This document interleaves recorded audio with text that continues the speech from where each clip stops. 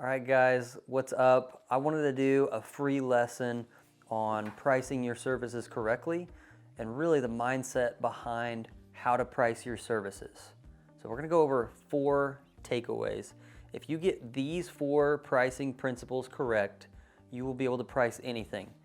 Lawn care, landscaping, shoot, you can go and start your own business slinging, I don't know, horse feed or PB&J sandwiches. These are true for whatever business that you're in. Number 1 is margin. You need to know, what is my profit margin goal? Do I want to be at 10% profit margins, 30% profit margins? Whatever it is, you need to establish that from the gate. Because once you know that number, you can back into all your other numbers and you will eventually get to what your price needs to be. Now, there are some levers that you can pull whenever you're priced already and you're not hitting your profit margin goal. You could pull, maybe we're not maxing out our capacity. Maybe we're not doing enough in production. Or maybe we're just not efficient in managing what we do have correctly. But either way, knowing what you want your profit margin goal needs to be number 1. Number 2 is, what are my costs? You have fixed costs and you have variable costs. Make sure you know how much you're paying in inventory, how much you're paying in materials and supplies. What are my fixed costs? The other mistake people make is, if you're just now starting out and you're a new business owner, or maybe you have a current mowing company, but you want to add an irrigation service or fertilizing and weed control service, one mistake you make is you forget to factor in somebody else doing the work. Because you're the owner operator, right?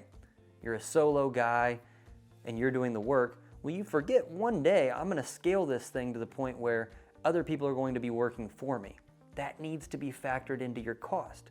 Otherwise, what can happen is you price your service for the margins you want, but you don't factor in extra labor. And so when you do hire other people to do this work, your profit margins diminish. And it's because you didn't account for labor cost within your cost. So you've got margins. What do I want? You've got to know your costs. What else can I do to better price my services? You need to compare to the market. You need to look around and see, in my local area, what are people charging? And you want to look at 3 things. You want to look at who's the biggest, what are they charging, what are their profit margins. You want to look at who's the smallest, what are their profit margins, how much are they charging. And you want to look at average size companies and see, what are their profit margins, how much are they charging. When you look at those 3, you're going to be able to get a good ballpark for whenever I finally land on what my price for this new service is. You'll know where you fall on that spectrum. Now, what happens then? Now we go to our 4th point, supply and demand. Because you want to make sure that you're not the cheapest, but you also want to make sure, if it's a new service that you're trying to sell and gain new clients, right? You're trying to get market share in a new service. You're trying to get market share in a new area. Well, so you have to take into account supply and demand. You can't be the most expensive person when trying to get market share. You also don't want to be the cheapest, right? Nobody wants to buy cheap, and you don't want to sell cheap.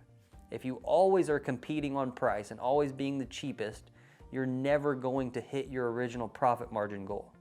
So as you can see, these 1, 2, 3, 4, they all go hand in hand. You can't do one without the other.